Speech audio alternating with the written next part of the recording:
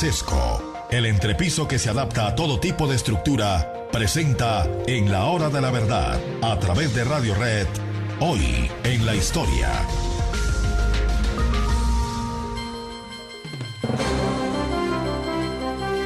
El tema de hoy en la historia es muy dramático, queridos amigos, porque en un día como hoy, en el año de 1897, Su Majestad el Rey Alfonso XIII le hizo una propuesta a Puerto Rico y a Cuba sobre la autonomía que podrían tener si se mantuvieran bajo el alero de la Madre España, de la que les dio todo, les dio el idioma, les dio la religión, les dio la cultura política, les dio cuanto eran.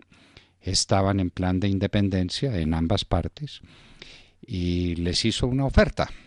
El tema es que España quería hacer, por allá en esos años lejanos de 1897, lo que no tuvo la inteligencia y la versatilidad de hacerlo a comienzos del siglo XIX, del mismo siglo XIX. Aquí estaba terminando el siglo XIX, comenzando el siglo XIX. Si hubieran leído, por ejemplo, el Memorial de Agravios de don Camilo Torres, nos hubiéramos economizado tanto dolor, tanta sangre, y hubiéramos constituido una unidad política diferente, pero efectiva, como ha sido el Commonwealth. Los británicos le dieron ejemplo a España de lo que podría ser una unión con las antiguas colonias sobre la base del respeto recíproco, de la representatividad, pues de lo que ha sido la Gran Bretaña en tantos países, lo que fue con la India en su momento, lo que fue con Canadá, lo que fue con países del Caribe, en fin, mostrando otro tipo de relación y de entendimiento.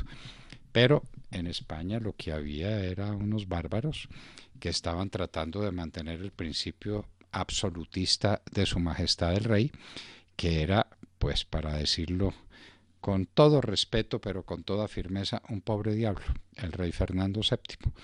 Entonces el rey Fernando VII no era bueno para comprender, sino que su figura sacrosanta no podía ser tocada y que por las buenas o por las malas tenía que seguir imperando el absolutismo real. ¡Qué equivocación monumental! ¿Qué pasó con esa propuesta de Alfonso XIII? Que no tuvo desarrollo. Lo de Puerto Rico y lo de Cuba, las cartas estaban marcadas y vendría el año trágico o crítico, como ustedes quieran, de 1898. España, aquella en cuyos dominios no se ponía el sol, como lo era en la época de Felipe II, la más grande potencia colonial de su tiempo y de tanto tiempo, la figura que llenaba todo, que llenaba los espacios políticos, los espacios culturales, los espacios militares, los espacios económicos. Con su acción era un reino reducido a la nada. Había desaparecido el Imperio Español, se habían perdido lo que quedaba, las Filipinas, Puerto Rico, Cuba, lo que quedaba del reino español en ese año doloroso y trágico de 1898. En respuesta, una respuesta espiritual que España le dio al mundo, que fue la generación del 98, una constelación de sabios, de escritores, de pensadores, de novelistas, de poetas, como la humanidad probablemente no conocía desde la Edad de Oro de España en el siglo XVI al final y comienzos del XVII. Y es que miren ustedes, ¿quiénes pertenecen a esa generación del 98? Don Miguel de Unamuno, grande entre los pensadores grandes del mundo de su tiempo, Ángel Ganivet, don Ramón del Valle Inclán, el de las sonatas. Nadie escribió en lengua castellana como escribió don Ramón del Valle Inclán. Las sonatas, una por cada estación del año, la sonata de estío, de verano, la sonata de otoño, la sonata de invierno, la sonata de primavera, bellas entre las bellas. Qué gran poeta, qué gran escritor, don Jacinto Benavente, nada menos, el de los intereses creados, la sociedad alegre, la ciudad alegre y confiada, qué maravilla. Don Vicente Blasco Ibáñez, famoso que fue en todo el mundo por sus novelas. Gabriel y Galán, el grande poeta de Señora Ama, por ejemplo. El grande poeta Gabriel y Galán, de una ternura, de una limpieza, de una diafanidad en el estilo como difícilmente haya otro.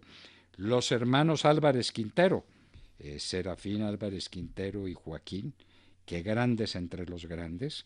Don Pío Baroja, qué novelista don Pío Baroja, qué escritor, no recorrió mucho mundo, pero en sus páginas pasa el mundo entero.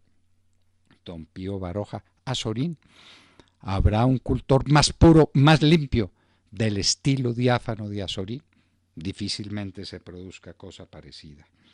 Ramiro de Maeztu, Manuel Machado, Antonio Machado, los hermanos Machado, ¿para qué hablar de la poesía, de la cumbre de la poesía de ellos, con Francisco Villaespesa, que es otro grande de las letras y especialmente de la poesía castellana, con mujeres tan importantes como Consuelo Álvarez Pul, Violeta Concha Espina, Carmen de Burgos, la famosa Colombín, es decir, que mujeres también brillaron en el firmamento de esa generación del 98. Y aquí nos falta para la lista. Don José Ortega y Gasset, ¿a qué pertenece? ¿Pertenece o no pertenece a la generación del 98? ¿O simplemente la expuso, la definió? Cuando se creó la revista de Occidente, ese sería como el hogar de don José Ortega y Gasset. ¡Qué hombre extraordinario! Ya un poco posterior, pero que toca con este tiempo científicos de la talla del autor del Antonio Pérez.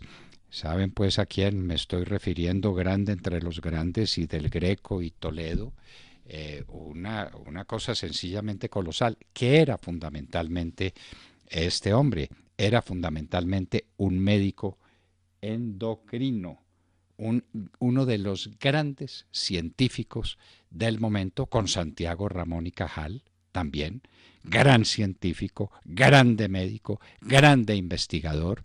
No, lo que España le dio al mundo es una cosa sencillamente formidable, una constelación de talento. Les recomendamos las obras de estos colosos del pensamiento español, porque vale la pena recordar esa generación del 98 y la que le siguió, la que se conecta con ella por todos los extremos, donde encontramos estas figuras egregias que acabamos de mencionar. La generación del 98, la respuesta de España a los días trágicos, dolorosos, inmensamente dolorosos, del fin de un imperio que se acabó en el año de 1898, después del esfuerzo de Alfonso XIII en un día como hoy, para que Puerto Rico y Cuba siguieran siendo españolas y siguiendo el ejemplo del Commonwealth de la Gran Bretaña. De manera pues que estos son comentarios y reflexiones que hacemos a nombre de una generación de españoles grande, si hubo alguna que fue grande, que fue la del año 98, que le tocó vivir, soportar, sufrir la grande humillación de 1898.